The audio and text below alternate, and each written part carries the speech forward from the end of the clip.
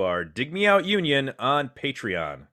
You can help us make the next episode happen by joining us at dmounion.com or digmeoutunion.com.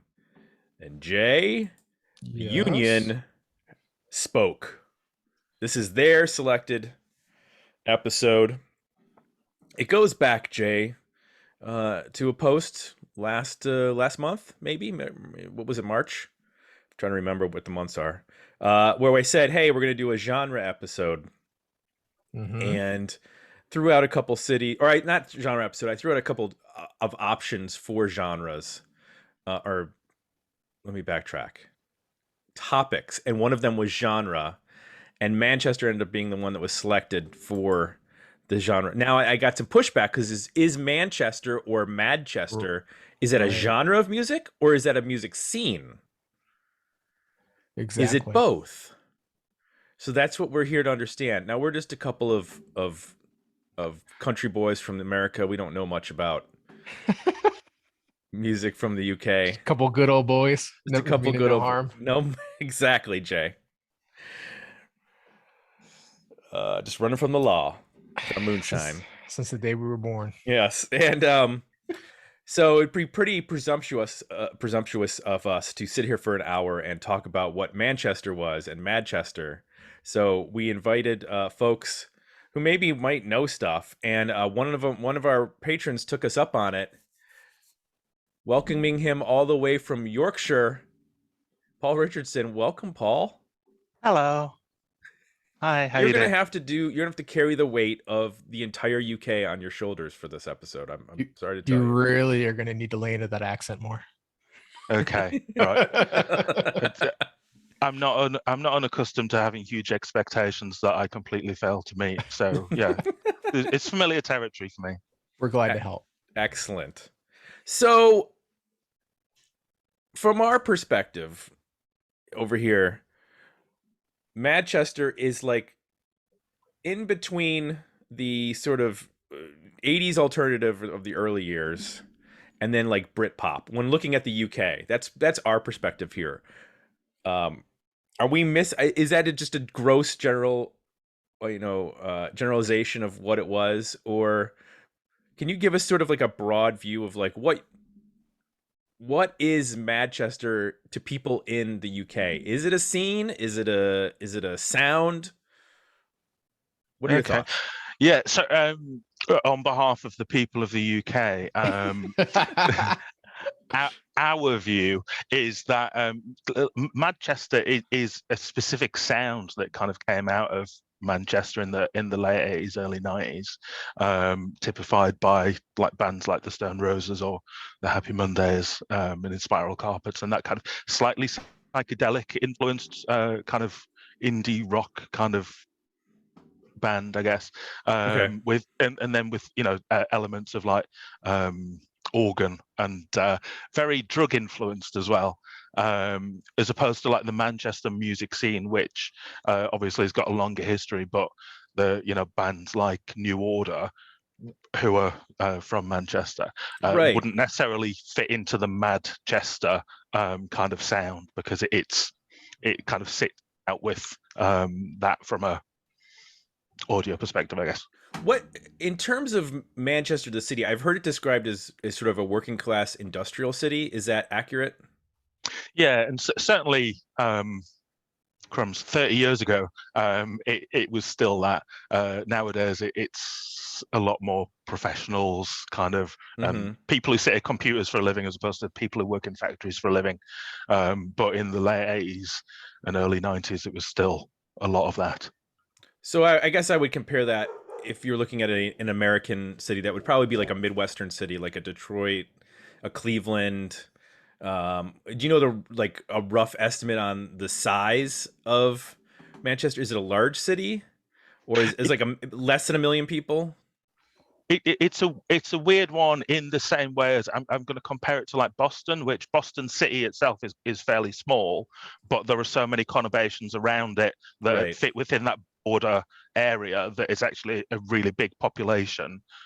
but that technically don't live in it, if that makes sense. So Manchester's Yeah, the same. So like the city of Manchester is fairly small, but there are so many other towns and cities immediately next to it that it has, a population of 4 or 5 million in that area alone. gotcha. That's actually a really good Yeah. comparison. Yeah. Then Boston, yeah.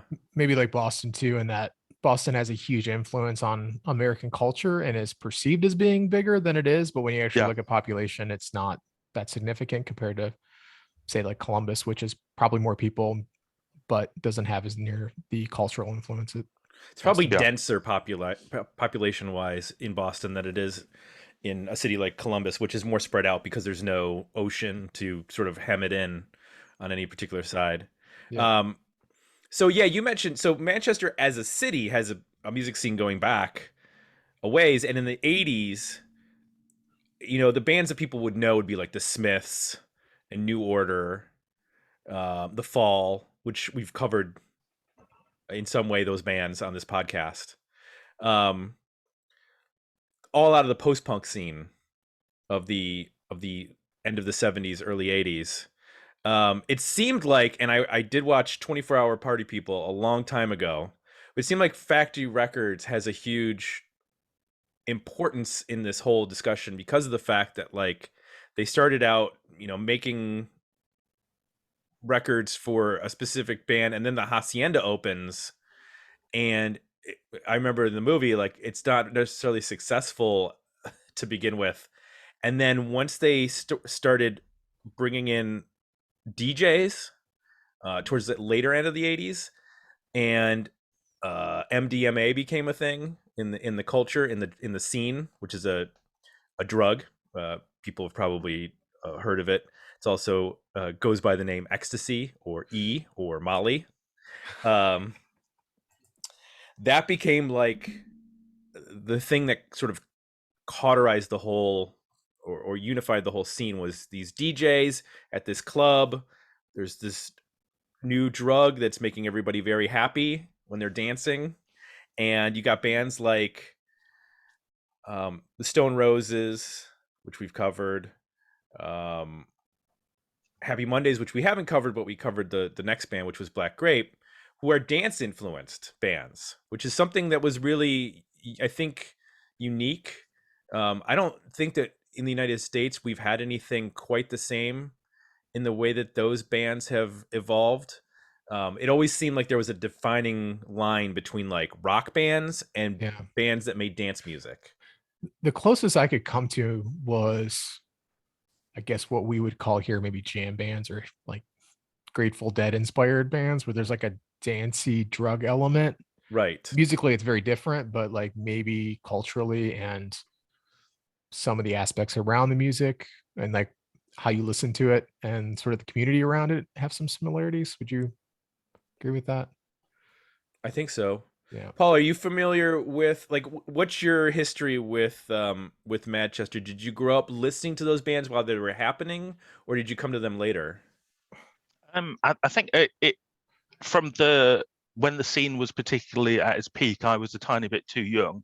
So it was like people a couple of years older than me would be sporting bowl cut haircuts and wearing exceptionally baggy jeans and so on. The baggies. Yeah, and probably smelt a lot like weed. But I would have been 13 at the time, and therefore, a few months away from picking up weed. So but I think that kind of thing was slightly outside my knowledge until a couple of years after it had peaked, really. But my eldest sister, from whom I've inherited some records, was more into it than I was, and kind of identified with it a bit more. But I think one of the things that's worth mentioning is that the Madchester scene as a sound also brought in bands from elsewhere, rather than specifically from Manchester itself. So there are bands from London or Liverpool who kind of fit into the Madchester sound, but aren't specifically from that area of the Northwest. Okay. So the psychedelic aspect to me is interesting because when we look at American music and when like the psychedelic music came in the late '60s, a lot of that was tied to like the anti-war movement and anti-Nixon sentiment. And when I look at the UK in the 80s, you're looking at like Thatcherism, and I'm wondering if there was sort of like the same sort of anti-government escapism that was happening with regards to this club culture that was readily taking drugs, and the bands were sort of reacting off of that and creating very psychedelic and trippy music to go along with that. And I only know a very broad strokes idea of what was happening politically in the UK in the 80s based on what was happening in the US with Reagan, and sort of Reagan and Thatcher were sort of bedfellows. What was sort of the climate, I guess, of that era? Is there a connection between like that with the 60s psychedelic America and maybe late 80s Madchester scene? Yeah, I think so. And Manchester and a lot of areas of the north of England that more broadly were quite working class areas where a lot of factories were being closed, very similar to like what was happening in Detroit, say, at the time, or elsewhere in that area. And obviously that's where some of the dance music originated that kind of then was picked up in the Northwest and filtered through into the Manchester sound. But yeah, there was a lot of unemployed people looking for opportunities for escapism, and this very happy movement, for which the smiley face logo was used quite a lot around Manchester things. Then that kind of does mirror what you mentioned there. Interesting. So some of the bands that we've talked about are, Stone Roses. James came out of this scene, which is a band that we've covered. Charlatans, who were in a recent poll but didn't win. But I think probably one of the bands that, after the big Britpop bands, is like a band that people know in the US that are into British music. One that I didn't recognize, I heard the name, but I wasn't really sure, is a band called Inspiral Carpets, which is, I think when you mentioned Oregon, that was the band that like gets referenced. They were actually the band that I learned Noel Gallagher was their guitar tech when he was growing up, and then ended up forming Oasis after that. Do you have you listened to much Inspiral Carpets? Yeah, I think that for me, I was really loved Inspiral Carpets and Stone Roses, that kind of side of it. But yeah, the organs in the Inspiral Carpets are quite magical at times, and a nice bit of escapism. But as well, for me, who listened to kind of around that time, lots of Bon Jovi, lots of Paula Abdul, and similar things, then I wasn't familiar with hearing an organ in music played in music. I was kind of familiar with it from isn't that something that old people dance to, or that you'd see at a tourist destination on the seaside. So it was really interesting to kind of have it included in pop music. I wonder if it's, and I was struck by that too, as I was listening to them and just starting to wonder, like, how did they stumble on organs? Because at least, at the time, it didn't seem like they were easy to come by, and they can be cumbersome instruments, and then like be inspired by the sound in the late 80s to put it in your music. But then I'm thinking too that maybe that's why they got to organs. Like in the US, like guitars from the 60s and 70s became popular in the 90s because they were cheap. Like nobody wanted them in the 80s as well. So a lot of people who started playing guitar, like myself, learned on like 60s and 70s style guitars. I'm wondering if that was another thing where, thrift stores or whatever, or music stores were full of cheap organs. I mean, I just assumed that they'd gone through all of the different sound effects on their Casio keyboard until they finally heard one that didn't sound particularly familiar, or alternatively sounded quite like the type of thing they might have been familiar with as kids. but you go through the noises that sound a bit like Duran Duran or Kraftwerk, and eventually you'll hit the Hammond organ setting on a synth or a keyboard. So I just assumed it was kind of something more like that rather than using necessarily vintage organs. Yeah. Well, and you can't, I mean, organs were a big in 60s psychedelia in terms of like the Doors and Questions in the Mysterians using a farfisa, and that was always present in little ways here and there. The Animals, I mean, that was all the way up into 70s, classic rock with Deep Purple and bands like that. But in the 80s, it was not a sound you heard. Oh no, it was gone. To Paul's point, it was, New Order was much more in line with what you would hear from keyboard sounds. Oh yeah, than this definitely. band. So I want to go back a little bit to the offhanded comment about the baggy term. Can you explain that to a couple of fashion deficient Americans so we understand what is, if somebody calls you baggy, what are you wearing? I guess it's very bell-bottomy style jeans, and having a kind of. Do you even have a bowl cut haircut? Is that a thing that you understand? Oh yeah, we know what that is. Yeah. Okay. Cool. So it's like the Monkees or that early Beatles kind of very, but quite thick with it as well. So not just flat, quite thick. And it was quite wedgy, I guess. And that's just kind of, it looked perfectly normal to me because that's what older kids were sporting at the time. But I think it's different from some of the other movements around that time. There were still, where I grew up, still a few punks hanging around who had mohawks and leather and studs and things, and there were a few goths around, and then there was kind of the more popular, very very baggy clothes kind of style, and Grebos as well, who, I don't know if you come across Grebos. They're more kind of Ned's Atomic Dustbin type fans, people who wear baggy woolly jumpers with holes in, and ripped baggy clothes, as opposed to new, fairly neat baggy clothes, which was more of a baggies thing. If that makes sense. Okay. Wow, I had no idea there was a difference. Yeah, and Grebos would be more likely to have like matted hair or white guy with dreads, which is always a great look. Where does the like the tracksuit athletic wear stuff come in? Because that was also unusual to an American eyes to see rock bands wearing that type of stuff.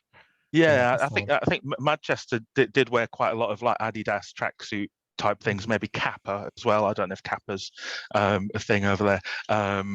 And yeah, just lots of relatively cheap, fairly working class clothes that were fairly resilient unless it stood too close to a lighter. It was the style of the time, as they say. I did do a little research on this because one of the things I remembered about, I watched a documentary on the Sex Pistols and how important Malcolm McLaren's shop was to the punk scene that was sort of burgeoning, and how, American punk bands would even go there when they were traveling to the UK. And this is in Wikipedia. It says that, alongside the music, a way of dressing emerged that gave baggy its name. Baggy jeans, often flared, with the pants usually being made by Shami Ahmed's Joe Boggs brand, alongside brightly colored or tie-dye casual tops. Have you heard of this Joe Boggs brand? I'd forgotten about Joe Blogs. Yeah. No, they were. I mean, they died out by the mid '90s, definitely. Right. But yeah, they were very of the time. Or where I grew up in the northeast of England, we had Geordie jeans, which was a similar kind of hyper local, manufacturing concern, but that was picked up by a similar group of people. But obviously, the Joe Blogs was the very fashionable version, and yeah, like 32-inch bell bottom kind of style. Nice. It also says that they call them fishing hats. That it was Stone Roses drummer Alan Rennie Wren, that got sort of accredited with starting that. But I guess that we look at those as like the the Kangol hats that would like, you know, Liam Gallagher would wear in the 90s.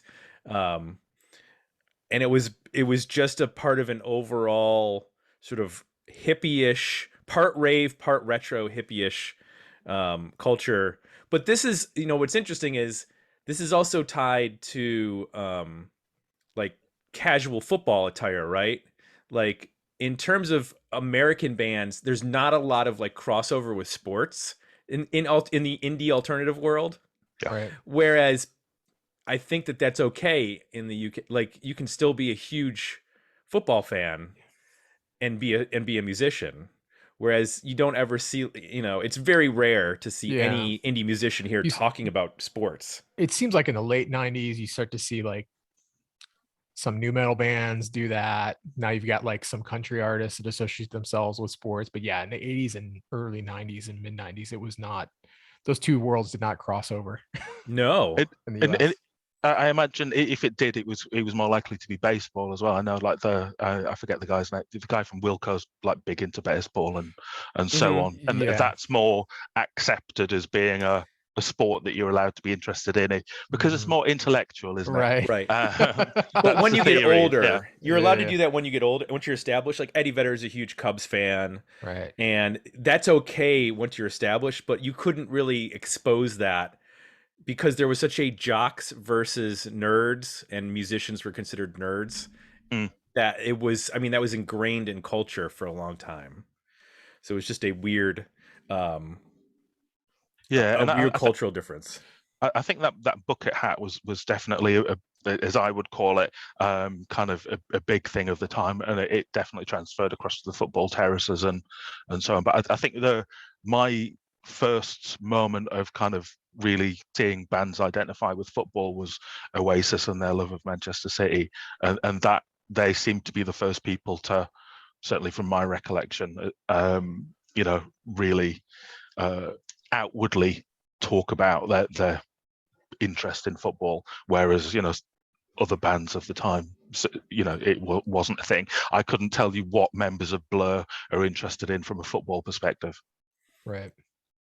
No, I just know the one guy likes to make cheese. Yeah, Alex James likes to make cheese. Dave Rowntree, who's the drummer, is a like a councilman type equivalent in where he lives, for the Labour Party, and then the other two do whatever the other two do. I think they concentrate on music. Right. Well, as a fellow bass player, I appreciate Alex James's interest in cheese because I'm also interested in cheese. I share your passion for cheese. I think what was interesting in looking back at this sort of scene is like how much of the original late 80s scene was driven by independent labels. There was basically no major label interest in any of these bands. And Stone Roses and Happy Mondays and Inspiral Carpets and all these bands were all, and James, were all happening because of like factory records and small indie labels that were taking chance on them. That until I think, who was the first one? I think James was like the first one to actually get signed to any sort of a recognizable label, which was Fontana, which is purely a UK label. It has almost no, I mean, I think their stuff gets released here via like agreements with like Sony and, you know, bigger labels. And they released like Catherine Wheel stuff from what I remember in the early years. But this was a very indie label driven movement that I think makes sense when you recognize that it was so connected to the dance scene, and dance music is often unappreciated by major labels and is always looked over and as just a, you know, maybe you get a 12-inch out of somebody, but it's hard to market dance music. Well, in hindsight, looking at these artists and what songs are considered Madchester, the ones that we got first were like EMF and the Soup Dragons and Jesus Jones, who are they're copying the sound or inspired by the sound, or they share the sound, but they're not from Manchester. There it is. And they were pushed here. They got heavy play, at least for a couple singles between the 88 and 91. But they are not the, I guess what you would consider the, you know, sort of the quintessential bands. It's interesting which ones got picked up and pushed and marketed to America. It is, and it's I'm glad you held up that record, Paul, and I'm glad that Jay you mentioned that because I have a playlist on Spotify called Tim's 1991 Fiero Jams because a coworker that I worked with in high school at a grocery store drove a Pontiac Fiero, one of the greatest cars ever made, and he had cassette singles, and we would go to lunch when we were working in the summer because obviously during school year we weren't there all day, but during the summer we would work like 8-hour shifts, and he would throw singles into his Fiero, and we would listen to the KLF and Soup Dragons, I'm Free, and Jesus Jones and EMF. And that's when like Mysterious Ways by U2 happened around 1991, and you had Big Audio Dynamite with the Globe, and that was in terms of pop music that was happening at the same time as I was hearing like Summertime by DJ Jazzy Jeff and Too Legit to Quit by MC Hammer. Like that sort of pop hip hop was happening at the exact same time as this like danceable UK music was happening. And it was a really interesting and weird time to be listening to pop music in the US because it wasn't solely Mariah Carey and Boys to Men and that stuff. You were getting like pop hip hop and stuff from the UK that was like completely unheard of. Danceable rock music, which at the time felt like where we were headed. I remember thinking, wow, this is getting pushed hard. Like it's all over. It's new. It's different. It has technology integrated. It just felt like, oh, this is where music is headed. And they're very early 90s as well. Whatever happened to the guy who used to rap alongside DJ Jazzy Jeff? I don't know if he's been up to much of late. You mean the DJ? You mentioned Summertime there. Oh, that guy. I don't know. Whatever happened to that guy? Yeah, it's weird. We'll have to do a Google search on him. But I think it is interesting actually because I've got a copy of the Super Dragons album Love God, and the album version of I'm Free. I can't remember about the single version. Features a rapper on it, which again isn't something that I'd particularly experienced before. So from an indie perspective, featuring a rapper. I'd come across Aerosmith and Run DMC and Anthrax with whoever it was with Public Enemy, but not an indie band. That's a whole different world, isn't it? Well, let's not forget REM on Green did Pop Song 89 and KRS-One is on that song. Like that had been happening very sparingly in terms of like hip hop. Chuck D from Public Enemy appears on a Sonic Youth song in either the late 80s or early 90s. Cool Thing. Wow. So that had been happening, but it was like very, very. It was a novelty. Yeah, it was a novelty. It was almost very sparing. Something you could do, and it would get you a little attention too if you wanted to get some buzz around a song. In terms of time frame, though, Soup Dragons are and these bands are sort of like, I guess you'd call them the second wave, right? Like in terms of the original bands, sort of 88, 89, putting out their records, and then these are sort of like the younger bands, the Bushes to your Nirvanas, I guess you'd say, in some respect, because it did. I mean, there were definitely bands that, although the Soup Dragons aren't from Madchester, right? They're from different area, but like Ocean Color Scene was a band that seemed to fit in to that sound, but just came a couple years later. And who were some of the other ones that Ocean Color Scene, very much a chameleon of indie music. When they kind of resurfaced again mid to late 90s, they suddenly sounded a lot like Oasis, which is a slightly cynical approach to making music. Yes. And though there was, I guess, I don't want to say a decline, but Stone Roses famously had a whole bunch of troubles after the first record. It took them a long time to get the second record out. It was kind of a disappointment. Inspiral Carpets never blew up in the same way that like any other like Oasis did or anything like that. And I think from an outside perspective, it took the Britpop scene to explode for people like in the US to really Yeah. understand like what was going on with the Madchester scene. How does Primal Scream fit into all of this? Because they seem like they're influenced by that sound, but they're not from Madchester, right? No, I think they're Glaswegian, or certainly the singer's Glaswegian. I'm not sure where they were based when they were released Screamadelica and the one with the funny painting of the sun on it.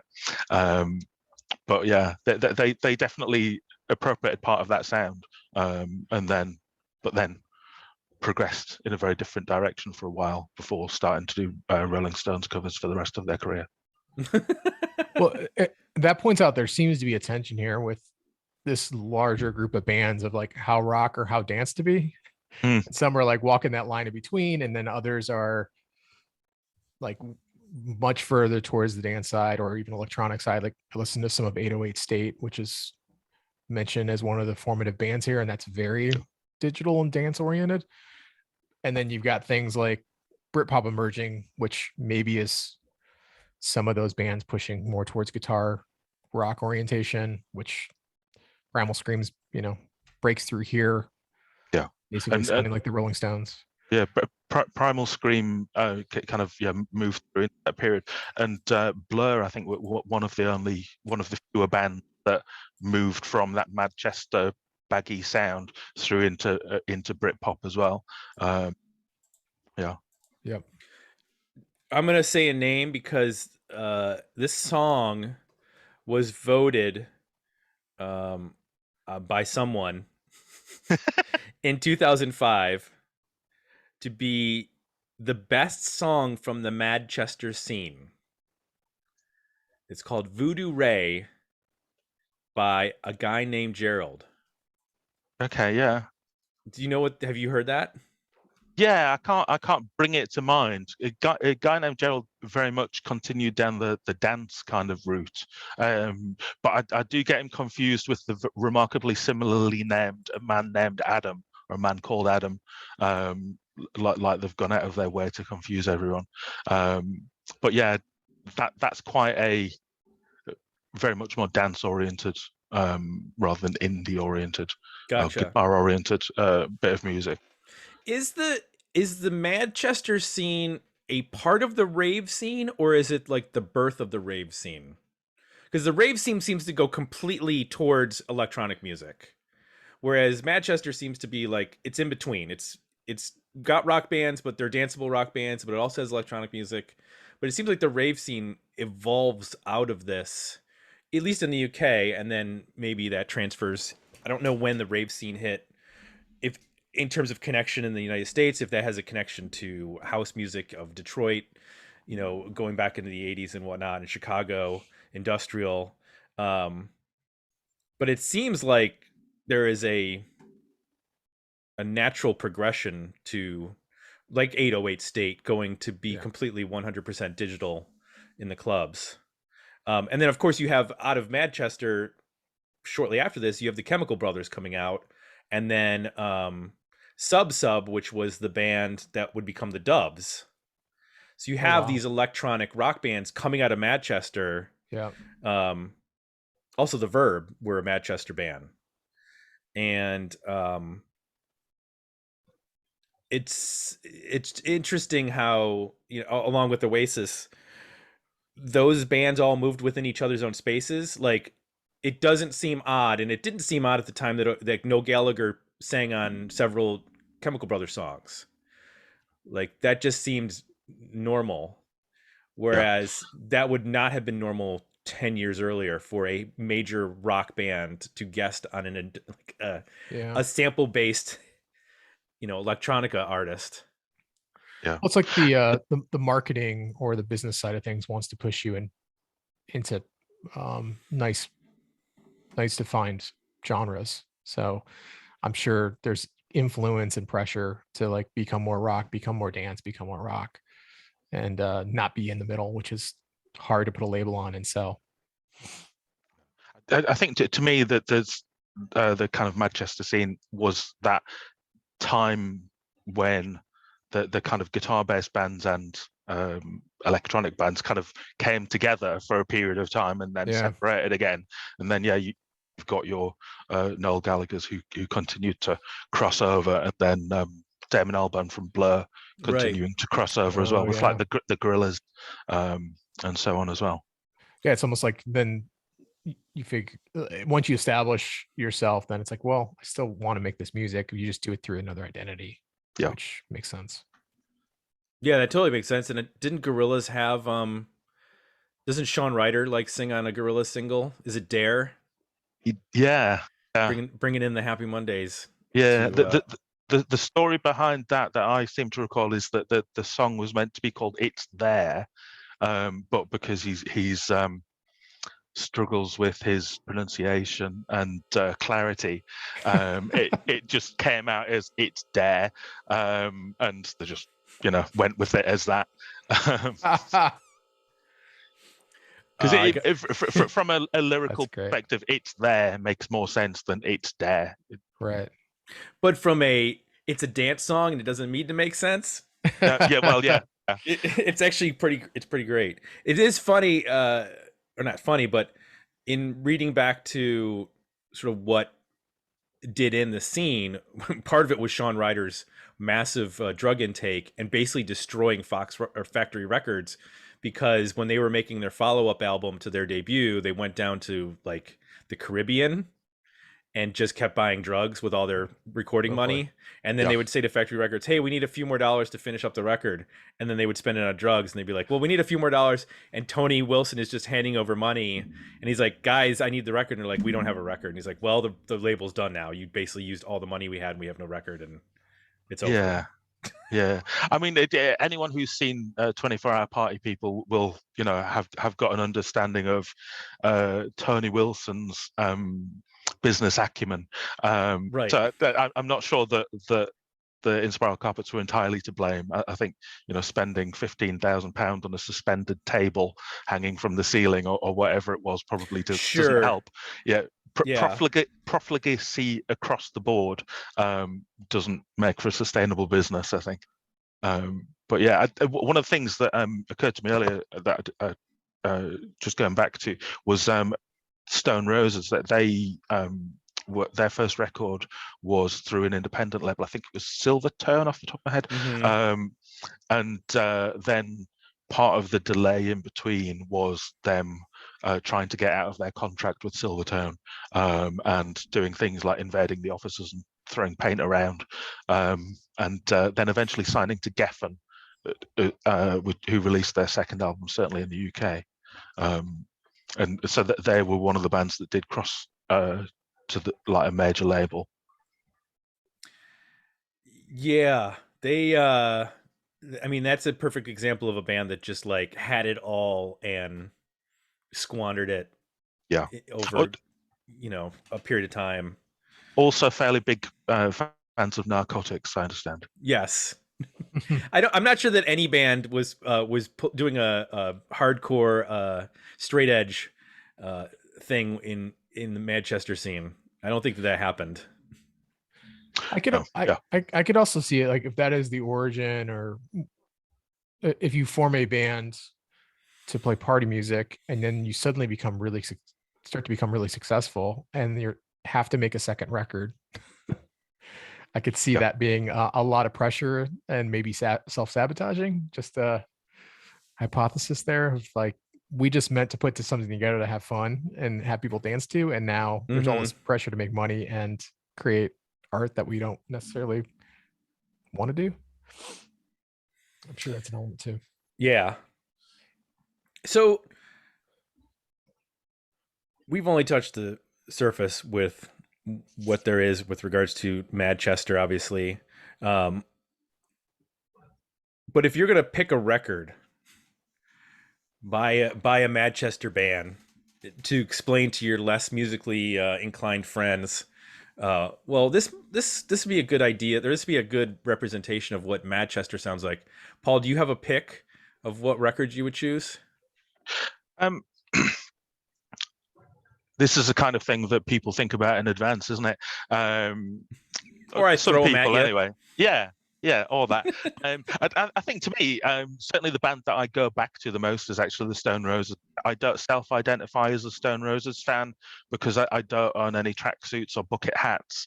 I have 5 tracksuits. You have been buying tracksuits. I have. This is the year of tracksuits for me, 2022. How many of them are velour? I'm specifically going for the very fine looking tracksuit that Colin Farrell sported in The Gentleman, which is like it's actually like a patterned tracksuit to look like a very nice suit, but it's tracksuit material. But it's okay. But it's spandex. Yes. It's 95% flammable. Gotcha. So yeah, no, to me, I think, I definitely listen to the Stone Roses more than any of the other Madchester bands. I'll go back and listen to some of the slightly more obscure ones also, like the Boo Radleys, who are named after I don't know why I started that sentence. A character in, from To Kill a Mockingbird. That's yes, yeah. Yep. Yeah, and I still like them, and a few of the more obscure ones. But yeah, I think the Stone Roses is the most recognizable of those. Jay, when you were going through the music, was there any particular album or song or band that you were like, this to me is what I think of when I think of Madchester? Yeah, 2 came to mind. I agree on Stone Roses. I would say maybe Fool's Gold off the first record is maybe if I picked a track and put it in a time capsule, maybe that's the one I pick. I could also see the argument of picking something like I'm Free from the Soup Dragons, because from a formula standpoint, it checks the box. Like it is a Stone song with a dance and almost, I guess, reggae feel over top. So it's almost, if you were to go in a factory and build a song that checks all the boxes, that might be another way to take it, to explain like, hey, this is what the sound is. So I could go in either of those 2 directions, either starting from the source or sort of the more manufactured version. I'm gonna go with a curveball here. I've been a fan of James for a long time, and I went back and looked at discography, and I realized that Gold Mother came out in 1990. Come Home was the lead single, which is one of my favorite James songs. And then they when they did the American release for the album, they added Sit Down to that album, and that's what I'm basing it on, is that version, not the original UK version of Cheating. But those are 2 great songs, and I think 1990 and beyond, James is much better than some of the earlier 80s stuff, and I've always found them to be a fascinating band, and Tim Booth to be a really interesting dude. I love his solo record with Angelo Baldamenti from the 90s, Booth and the Bad Angel. Angelo Baldamenti did the soundtrack or the score for Twin Peaks. He's a composer, but that's a good record if you haven't checked it out. But I'm going to go with Gold Mother as my pick. I just think the dance element that they incorporate as a live band is really interesting, and I didn't want to go with the obvious one, Stone Roses, because right. that would be the easy one. Not the easy one, but I mean, I understand why that would be the obvious choice for everybody. So I decided to go weirdo with it. I can tell you about how much I like Birdland, but I don't think that's going to benefit anyone, is it? Well, is that a less obscure or a more obscure Madchester band? But I mean, if you look at the hair there, that's I see. That is the haircut you're just. Even the guy in the back on the left is even more severe. Yeah, because he's got the little curls coming down. It's the bleach as well. Is it Brian Jones who had a haircut like that? Yeah, it's very Brian Jones. Yeah, it's a mushroom head. Yeah, it's very much like Toad from the Mario universe. The people that don't actually know that Toad Mario Brothers was a huge influence on the Madchester fashion scene. I only discovered from my son a few weeks ago that that's not actually his head; it's a hat, which I found shocking. I thought it was actually a mushroom, What? but it's just a hat. I had no idea. I didn't know Whoa. Yeah, this was also my reaction. Yeah, that. that's a whole other podcast. You just floored us. We're gonna have to take a minute to sit down and think about that. I've been playing that game for a long time. He's my go-to on Mario Kart, and I didn't know. And now you know. Yeah. It's all been a lie. I like to go with Bowser and Mario Kart, but that's all right. It's worth mentioning like how commercial this whole scene has been. So there is now a masterclass. If people are familiar with masterclass, it's like I guess a e-learning service where experts teach. Martin Scorsese teaches you filmmaking. Right. So there's a masterclass on Madchester taught by St. Vincent. What? Yep. St. Vincent? Here, Madchester music. 3 characteristics of Madchester music. St. Vincent teaches creativity and songwriting. And where is St. Vincent from? I mean, not that you have to be from England to do it. Philadelphia or San Francisco or something. Yeah. And then there's a Madchester.com that sells like branded t-shirts and hoodies and things that have various symbols and visuals from the scene. So I just found that kind of amazing. I don't know if you search the word grunge that you're going to come up with like grunge.com and it's going to you're going to be able to buy t-shirts that Annie Clark, who goes by the name St. Vincent, was born in Tulsa, Oklahoma and grew up in Dallas. There you go. I mean, you don't have to be from a country in order to teach about it. I mean, sure. I imagine many people who teach Russian literature aren't actually Russian. True. That's true.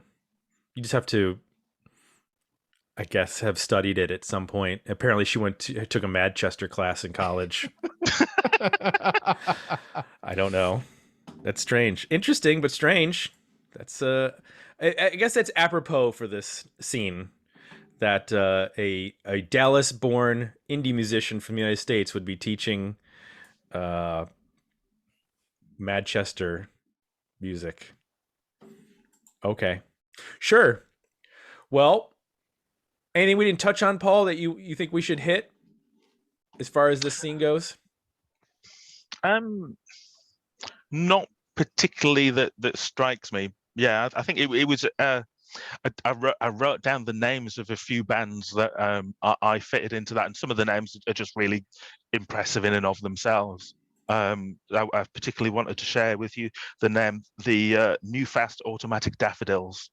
Who I'm not sure if you're familiar with the world of the new fads, as they were commonly referred to, because they were quite late to the scene and deemed to be a bit cynical and jumping on as the new fad. But yeah, the New Fast Automatic Daffodils is a great name for a song. It seems random word generator related, but the main guy from them went on to produce some quite nice, not exceptional trip hop later on in the decade.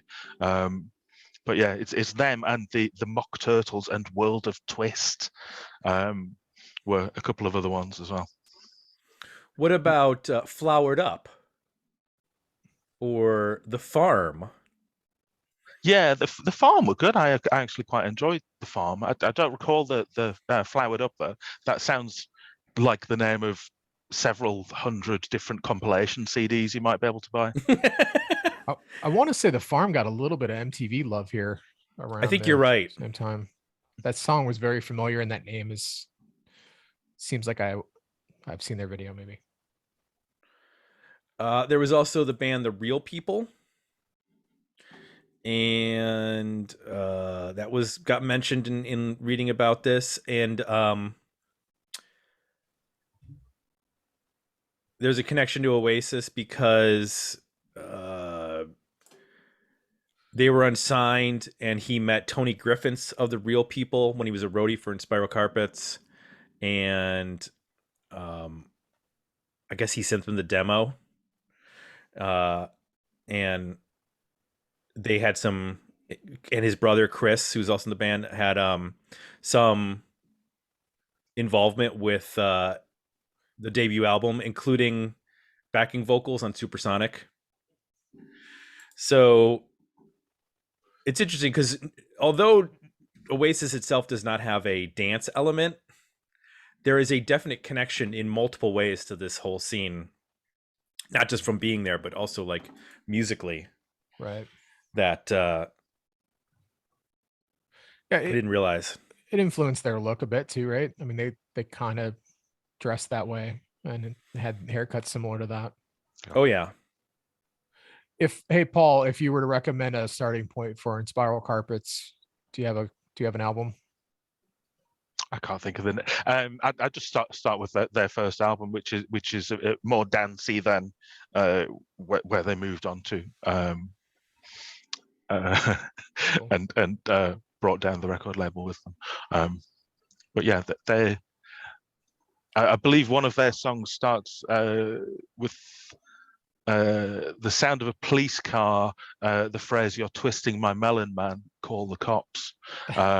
Yep. So it's proper lyrical genius level work from Shaun Ryder, and his constant sidekick Bez. Oh, so wait, you're talking about Happy Mondays? Oh, am I getting confused? Sorry, that's my fault. Sorry. That's all right. No, yeah, it's 30 years ago, and I'm doing it off the top of my head. It's all right. We understand. All right.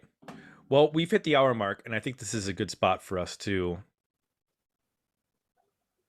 say thank you, Paul, for joining us on this little dive into Madchester. We got some good information and understanding. Like, this is both a scene and a sound. It's not just one or the other. I don't think we've talked about anything, either a genre or a city that's come close in the same way, have we? Not really. No. It's much more like focused than, you talk about like Boston or stuff, but there's a lot of diversity in Boston music. San Diego, maybe the desert scene was the closest. Yeah. The Palm Desert was a sound and a sort of location, but that was all the same. That's probably the closest, yeah, in terms of being all things. Yeah. I mean, you do have the constant association of grunge, of grunge.com fame, with the city of Seattle. Yeah, sure. Although I think that lessened as the decade went by because other bands were coming out of that scene. Yeah. But I can see that definitely from the like sort of mid 80s to when Nirvana breaks. It's definitely the sound of that scene. Yeah. Well, thank you for sending some of your Sunday evening with us. You're now off the clock, and you can have your celebratory ale or adult beverage. Kick back in your castle. There you go. Yes. Drop some lead. I'll get some of the staff to bring me a mead and a leg of chicken or turkey. I just go straight for a leg of beef. Oh, nice. Yeah, it takes a couple of staff to hold it at each end, but you can't beat it from a catering experience. I mean, what is staff for but not to hold your meat? Right. Exactly. All right. Well, on that note, I want to thank everybody who contributed. We had some the votes and then the comments, and we appreciate you all. And if you are interested in commenting or voting or contributing, you can join us at dmounion.com or digmeoutunion.com. It's where you go to become a member of our union, and you'll get to vote in polls for both albums each month and depending on what level you're at, roundtables, 80s episodes, new 80s episodes every other month. There'll be one sometime this month. You have to find out when. And then, of course, it's those albums come to us from digmeoutpodcast.com. go to our suggested album page, suggest an album. It goes into the pot, the hopper, the kiln, whatever you call it. And Jay molds it into a 9 album selection out of his kiln of albums. We smelt. We smelt these albums. Freshly smelted. Every month.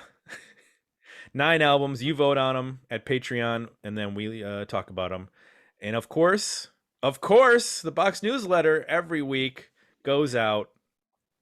2 new reviews of 80s and 90s relevant music that's just been released. So much good stuff has come out recently.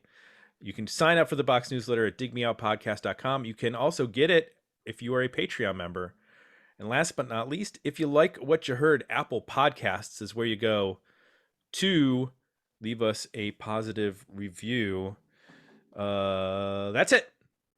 For Jay, I'm Tim. We're out, and we'll be back next week with another episode of Dig Me Out.